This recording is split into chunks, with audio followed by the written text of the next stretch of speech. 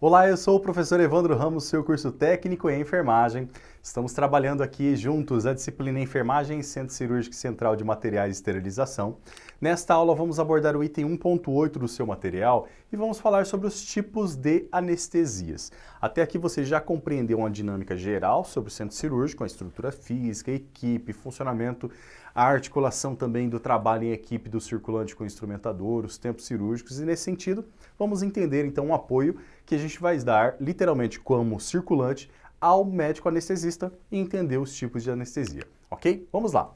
Anestesia, conceituando literalmente, é a perda parcial ou completa da sensação de dor ou, com ou sem, literalmente, a perda da consciência. Então eu posso ter a eliminação, literalmente, da sensação de dor, com ou sem a perda da consciência. Então isso eu posso chamar de anestesia, ok? Analgesia é a perda completa da sensação de dor, sem a perda da consciência, ok? Então, quando eu não tenho a perda da consciência, mas eu tenho a perda completa do sentido de dor, isso é chamado de analgesia. Só para a gente entender essa diferenciação que vai ter um impacto também lá no sistema nervoso central e, obviamente, lá no nível de consciência do paciente.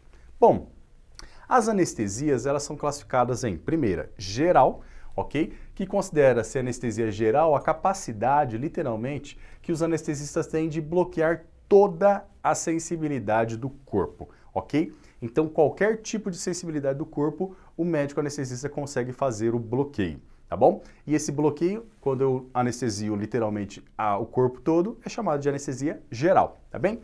A anestesia geral, ela pode ser geral, tipo inalatória, então ela foi induzida literalmente de maneira inalatória, o anestésico é introduzido literalmente na corrente sanguínea através da membrana alveolar. Então o paciente respira, esse inspirar da anestesia vai fazer a troca gasosa lá nos alvéolos, vai cair na corrente sanguínea e circular para o corpo todo e fazer a sua função de analgesia.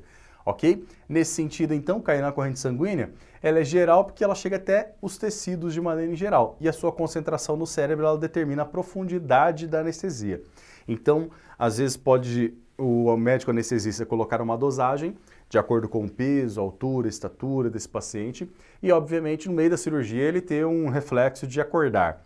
Quer dizer que o processo foi calculado para um determinado tempo. Ok? Então, as drogas anestésicas e também, literalmente, para esse procedimento de anestesia, o médico ele vai utilizar literalmente pensando no tempo da operação, tá bem? E, obviamente, nas consequências que podem ter se ele utilizar dosagens a mais. Então, ele nunca vai assumir riscos para o paciente, no sentido de trazer complicações, ok?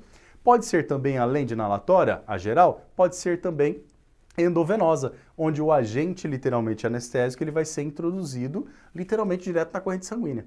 Ela vai agir muito mais rápido. Ok? Um exemplo, fentanil, diazepam, por exemplo. Professor, podem existir também, ainda lá na clínica cirúrgica, a administração de alguns medicamentos pré-anestésicos? Podem.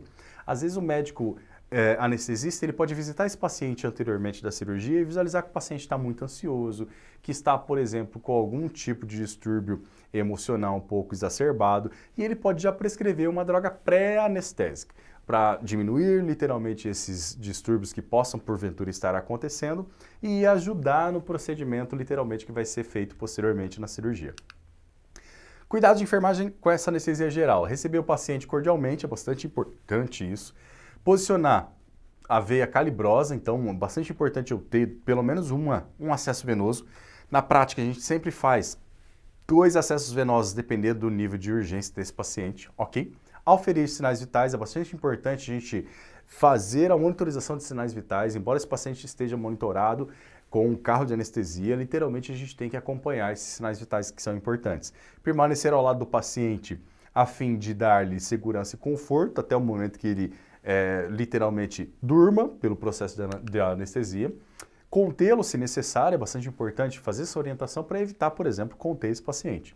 Auxiliar o anestesista na conexão, principalmente de intermédio com o aparelho de anestesia, então é bastante importante as conexões, substituir algum tipo, fornecer algum medicamento que ele queira que você forneça, por exemplo, você quanto circulante. Após a anestesia, colocar o paciente em posição adequada para a cirurgia.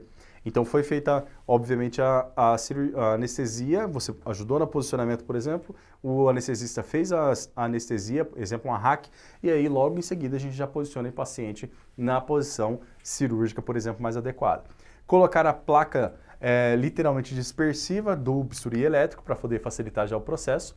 E aí nós temos fases dessa cirurgia geral. A fase de indução, em que pode se iniciar com a administração de um anestésico para atingir literalmente um grau de depressão do sistema nervoso central, sem que ocorra literalmente a perda de consciência e, obviamente, sem ocorrer a perda de consciência, sem sentir dor, sem ter qualquer tipo de distúrbio ruim para o paciente, preservando as funções vitais desse paciente, ou seja, os sinais vitais estando estabilizados, ok? Depois existe a fase de manutenção, que o próprio médico anestesista ele vai fazer o acompanhamento. Ele nunca vai sair do lado do paciente. Então, ele está dentro do centro cirúrgico, dentro da sala de operação, em todo momento. Ele, às vezes, é o primeiro a chegar junto com o paciente antes dos outros médicos, por exemplo, para o processo de anestesia desse paciente, e ele permanece mesmo depois que os outros médicos, por exemplo, já foram embora, cirurgiões, ok? Porque ele está ali aguardando o paciente a se recuperar da anestesia para que, obviamente, ele seja transportado lá para a sala de recuperação pós-anestésica. E lá ainda vai existir outro médico, ou talvez o mesmo médico, avaliando se esse paciente está apto para ser liberado da sala de recuperação pós-anestésica ainda.